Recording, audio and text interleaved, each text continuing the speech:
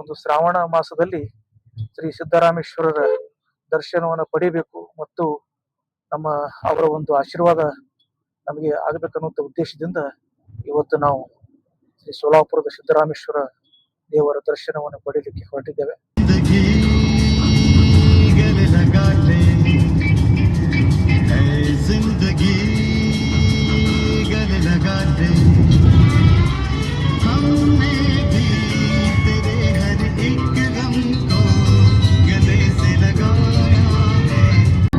तुमको देखा तो ये ख्याल आया, जिंदगी धूप तुम घना साया,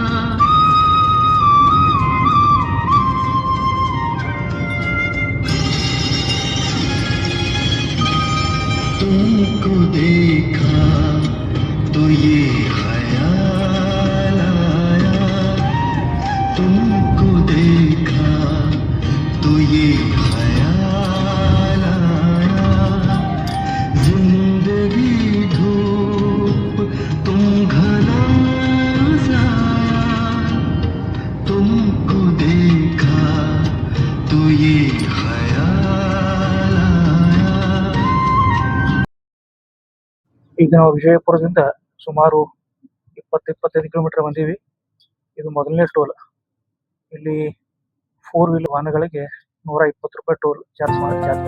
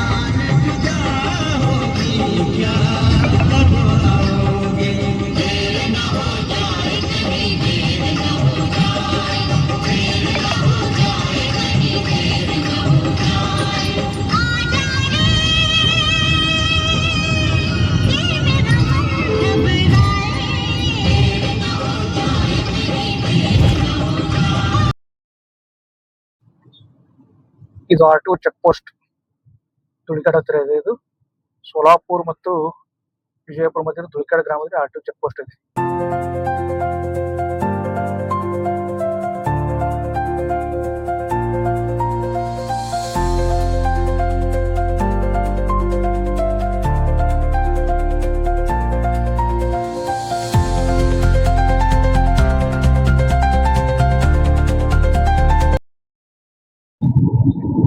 ಈ ಸೋಲಾಪುರ ಸಮೀಪ ಇನ್ನೊಂದು ಟೋಲ್ ಹತ್ತೈತಿ, ಇದು ನಾಂದೇಡಿ ಟೋಲ್. ಈ ಟೋಲ್ ಇಲ್ಲಿಂದ ಸೋಲಾಪುರ ಕನಿಷ್ಠ ಒಂದು 30 ಕಿಲೋಮೀಟರ್ ಅಂತರದ ಮೇಲೆ. ಟೋಲ್ ಚಾರ್ಜ್ 85 ರೂಪಾಯಿ 4 ವೀಲರ್ಗೆ. ಇದು ಎರಡನೇ ಟೋಲ್.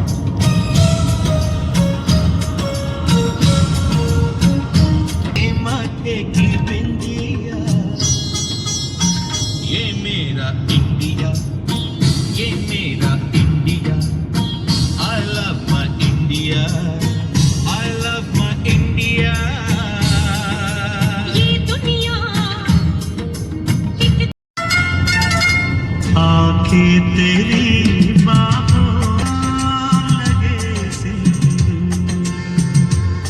मेरे मन को महकाए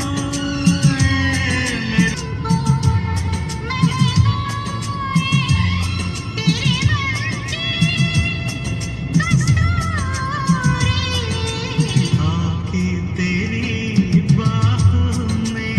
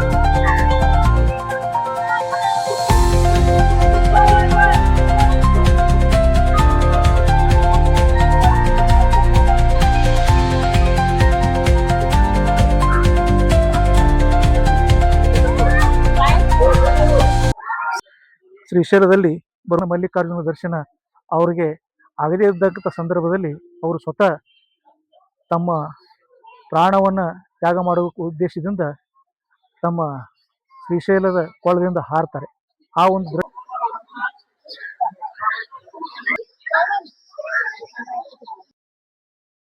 ಇದು ಶ್ರೀ ಸಿದ್ದರಾಮೇಶ್ವರರ ಜೀವಂತ ಸಮಾಧಿ.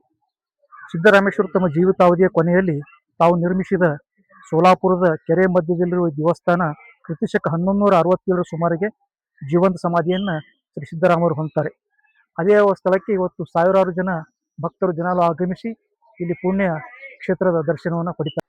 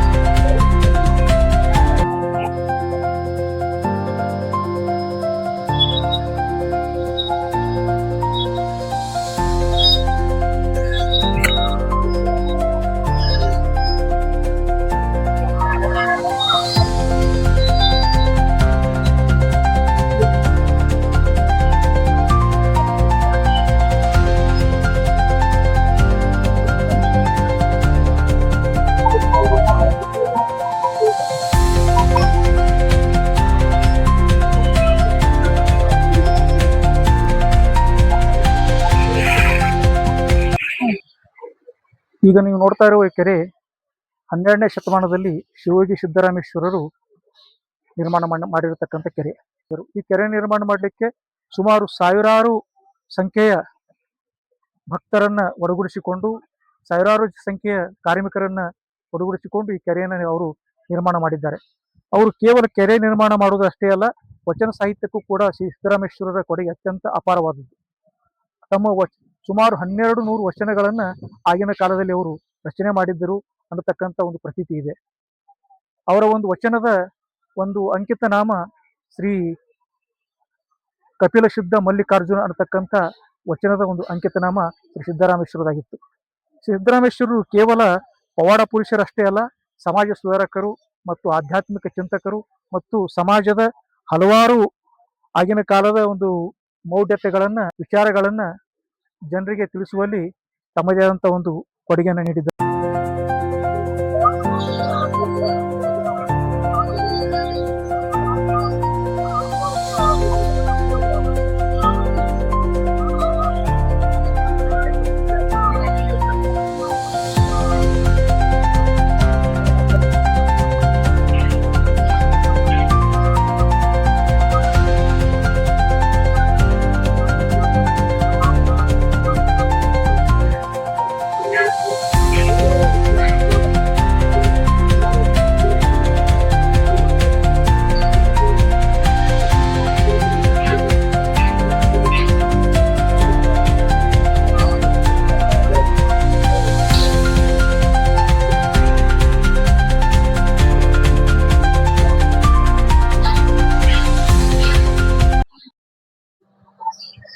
ನಮಸ್ಕಾರ ಸರ್, ತಮ್ಮ ಪರಿಚಯ ಮಾಡ್ಕೊಡ್ತೀನಿ. ನಾ ವಿಶ್ವನಾಥ ಲಪ್ಪ, ಚೇರ್ಮನ್ ಇದ್ದ. ನಾನು ಜೋದು ಒಂದು ವರ್ಷ ಆಯ್ತು ನಾನು ಈಗ ನಾಯಿ ನೋಡ್ಕೋತೀನಿ. ಈ ಶ್ರಾವಣ ತಿಂಗಳ ವಿಶೇಷ ಅಂದ್ರ ನಾಲ್ಕು ಸೋಮವಾರ ಬಂದವ್ರಿ. 4 ಸೋಮವಾರ ಸಟ್ಟಾಗ ನಾವು ಏನ್ ಮಾಡಿದೆವು, ಉಪವಾಸದು ಬಿ ಇಟ್ಟಿದೆವು. ಮಂದಿ ಉಪವಾಸ ಮಾಡ್ತಾರೆ, ಉಪವಾಸದು ಬಿ ಅಂಕಿ ಪದಾರ್ಥ ಇಟ್ಟಿದೆವು ಮತ್ತು ಊಟಿನ ಬಿ ಇಟ್ಟಿದೆವು. ಯಾರಿಗೆ ಊಟ ಬೇಕು ಅವ್ರು ಊಟ ತೋತಾರ, ಯಾರಿಗೆ ಪ್ರಸಾದ ಬೇಕು ಅವ್ರು ಪ್ರಸಾದ ತೋತಾರ. ಮುಂಜಾನೆ 9ಕ್ಕೆ ಶುರು ಆಗ್ತದ್ರಿ, ಅದು 2 ತಗ ಇರ್ತವ ಮಧ್ಯಾಹ್ನ. ಮತ್ತೆ ಎಷ್ಟು ಜನ ಊಟ ಮೂರ್ ಸಾವಿರ ಮಂದಿ, 2-3 ಸಾವಿರ ಮಂದಿ. ಸ್ವಾಮಾರ್ ಹೇಳ್ತೀರಿ 5,000 ಮಂದಿ, 4,000 ಮಂದಿ ಊಟ. ದೊಡ್ಡ 15 ಸ್ಕೂಲ್ ಅವ್ರಿ, 15 ಸ್ಕೂಲ್ ಅದಾವ. ಮತ್ತ ಒಂದು ಪೊರ್ಗೋಲ್ ಬ್ಯಾರೆ ಎಕ್ಸ್ಟ್ರಾ ಬ್ಯಾರೆ ಸ್ಕೂಲ್ ಅದ. ಪೊರ್ಗೋಲ್ 2 ಕಾಲೇಜ್ ಅವ, ಪಾಲಿಟೆಕ್ನಿಕ್ ಕಾಲೇಜ್, ಇಂಜಿನಿಯರಿಂಗ್ ಕಾಲೇಜ್ ಅಂತ ಪೊರ್ಗೋಲ್ ಅದ. ಮತ್ತ ವಸತಿ ಗೃಹ ಅದ, ಪೊರ್ಗೋಲ್ ಬ್ಯಾರೆ ಪಾರ್ಗೋಲ್ ಬ್ಯಾರೆ. ಮತ್ತ ಒಂದು 80 ಎಕರೆ ಜಮೀನ್ ಅದ್ರಿ ನಮ್ದು, 80 ಎಕರೆ ಜಮೀನ್ ಅದ. ಮತ್ತ ಯಾತ್ರಿ ನಿವಾಸ ಬಿ ಅದ ಇಲ್ಲಿ, ಮಂದಿ ಇಳಕ ಮಾಡ್ಲಿಕ್ಕ. ಯಾತ್ರಿ ನಿವಾಸದೊಳಗ ಎಷ್ಟು ಜನ ಇರ್ತಾರ್ರಿ? ಈಗ 100 ಜನ ಇಳಪ್ಲೆ ನಾವು ವ್ಯವಸ್ಥೆ ಮಾಡಿದ್ವಿ. ಸಣ್ಣ ಪ್ರಮಾಣದಾಗ, ದೊಡ್ಡದಿಲ್ಲ, ದೊಡ್ಡ ಪ್ರಮಾಣದಾಗ ಮಾಡೋರಿದ್ದೇವು. ಅದು ಯಾರ್ಯಾದ್ರಿ ನಾವು 2 ವರ್ಷ ಇರ್ತದ. ಯಾಕಂದ್ರ ಸರ್ಕಾರ ನಮ್ಗ ಪರವಾನಗಿ ಕೊಡೋದಾಗೇನ್ರಿ. ಅದು ಹಳಿ ಇಮಾರತ್ ಅದಲ್ಲ, ಹಳಿ ಇಮಾರತದಾಗೆ ನಾವು ಎಲ್ಲಾ ವ್ಯವಸ್ಥೆ ಮಾಡ್ತಿರ್ತೇವು. ಅದು ಜರ ವಾಡವಸ್ಬೇಕಾದ್ರೆ ಪೈಲೆ ಸಾಲಿ ಇತ್ರಿ, ಆ ಸಾಲಿ ಶಿಫ್ಟ್ ಮಾಡಿವಿ ಮತ್ತೊಂದ್ ಕಡೆ. ಈಗೆಲ್ಲ ಖಾಲಿ ಆಗ್ಯದ. ಅದು ಜರ ಪರ್ಮಿಟ್ ಕೊಟ್ರ ಎಲ್ಲಾ ಇರೋದು ಕೂಲಿಗಳು ಮಾಡ್ಕೊತೀವಿ. ಅಂದ್ರೆ 1000 ಮಂದಿ ವ್ಯವಸ್ಥೆ ಆಗ್ತದೆ. ಅದನ್ನ ನನ್ನ ಕಡೆ ಅಲ್ಲಿ ಬಿ ಚೇರ್ಮನ್ ನಾನೇ ಇದ್ದ ಅಲ್ಲಿ. ಮತ್ತು ಹಾಸ್ಪಿಟಲ್ ಈಗ ಫಿಸಿಯೋಥೆರಪಿ ಅಂತಂದ ಹಾಸ್ಪಿಟಲ್ ಅದ್ರಿ, ಫಿಸಿಯೋಥೆರಪಿ ಅಲ್ಲಿ ಕಾಲೇಜ್ನು ಅದ. ಮತ್ತ ಕಲಿಸ್ತೇವು ಹುಡುಗಿಯರಿಗೆ, ಅದು 2 ಅವ್ರಿ. ಮತ್ತ ಒಂದ್ ಕ್ಯಾನ್ಸರ್ ಹಾಸ್ಪಿಟಲ್ ಅದ ನಮ್ದು, ಒಂದು ಸಿದ್ದೇಶ್ವರ್ ಕ್ಯಾನ್ಸರ್ ಹಾಸ್ಪಿಟಲ್ ನಮ್ದೇ ಅದವು. ಮತ್ತ ನೋಡ್ರಿ ಇಲ್ಲಿ ವಾಕಿಂಗ್ ಟ್ರ್ಯಾಕ್ ಅದರಿ. ಇದು 35 ಎಕರೆ ಜಮೀನ್ ಅದ. ದೇವ್ರ ಗುಡಿದು 35, ನೀರಿಂದ ಹಿಡಿದ್ರೆ 35 ಎಕರೆ. 12 ವರ್ಷ ಐತಿ. 12 ವರ್ಷ. ಈ ದೇವಸ್ಥಾನ ಆಡಳಿತ ಮಂಡಳಿ ಎಷ್ಟು ಜನ ಮೆಂಬರ್ ಅದಾರಿ ದೇವಸ್ಥಾನ? 35. 30. ಮತ್ತು ಸಿದ್ದೇಶ್ವರ ಜಾತ್ರೆ ವರ್ಷಕ್ಕೊಮ್ಮೆ ಇರ್ತದೇನ್ರಿ? ವರ್ಷಕ್ಕೊಮ್ಮೆ ಇರ್ತದಲ್ರಿ, ಜಾನ್ವರಿದಾಗ ಇರ್ತದೆ. ಜಾನ್ವರಿದಾಗ 12 ತಾರೀಕಿಗ, ಮತ್ 3 ವರ್ಷಕ್ಕೆ 13 ತಾರೀಕಿಗೆ ಬರ್ತದ್ರಿ. ಒಂದ್ ದಿನ ಲೇಟ್ ಬರ್ತದೆ. 3 ವರ್ಷಕ್ಕೊಮ್ಮೆ. ಜಾತ್ರೆಗೆ ಸುಮಾರು ಎಷ್ಟು ಜನಸಂಖ್ಯೆ ಭಾಳ ಕಂಡಾಪಟ್ಟಿ ಬರ್ತದೆ. 10 ಲಾಖ ತಗ ಬರ್ತದೆ ಮಂದಿ, 10 ಲಾಖ ತಗ ಮಂದಿ. ಯಾಕಂದ್ರ ಕರ್ನಾಟಕದಾಗ ಕೆಲ್ಸ ಭಾಳ ಆಗ್ಯದ. ಸಿದ್ದರಾಮಯ್ಯ ಆಂಧ್ರದಾಗ ಆಗ್ಯದ, ಮಹಾರಾಷ್ಟ್ರದಾಗ ಆಗ್ಯದ. 3 ಪ್ರಾಂತದ ಮಂದಿ ಬರ್ತದೆ. ಯಾಕಂದ್ರ ನಮ್ದು ಕನ್ನಡದಾಗ ಏನ್ ಅವ್ರದ್ದು ಪ್ರಚಾರ ಆಗ್ಯದಲ್ರಿ, ಅದು ಪ್ರಚಾರ ಕರ್ನಾಟಕದಾಗೆ ಹೆಚ್ಚಾಗ್ಯದ್ರಿ. ಸರ್ದಾರ್ ಅವರು ಪ್ರವಚನ ಕೊಟ್ಟಾರ. ಅದ ಜೋಳ ನಿಮ್ಮಕ್ಕಿಂತ ಹೆಚ್ಚಲ್ಲ ಪ್ರವಚನ ಎಲ್ಲ ಕರ್ನಾಟಕದಾಗೆ ಅದ. ಬಾಕಿ ಇಲ್ಲಿ ಒಂದು 30 ಇಷ್ಟೇ ನಮ್ ಕಡೆ ಆಗ್ಯಾವ. ಅದ್ರಿಂದ ಜನ ಭಾಳ ಮಂದಿ ಆ ಕಡೆ ಬರ್ತದೆ, ನಮ್ ಕಡೆ ಜನ ಬರ್ತದೆ. ಈಗ ಇದು ದಾಸೋಹ ಶುರು ಆಯ್ತ್ರಿ, 30 ವರ್ಷ ಆಯ್ತು.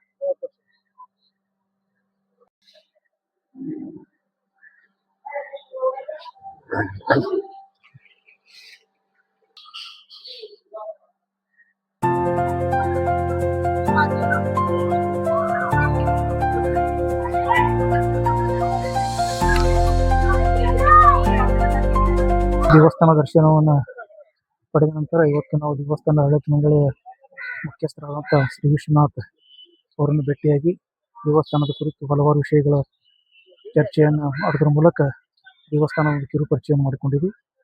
ಮುಂದೆ ಈ ದರ್ಶನವನ್ನು ಪಡೆದ ನಂತರ ಇವತ್ತು ಬಿಜಾಪುರಕ್ಕೆ ನಾವು ಮುಂದಿನ ಪ್ರಯಾಣ ಬೆಳೆಸ್ತಾ ಇದ್ದೀವಿ. ನಮಸ್ಕಾರ.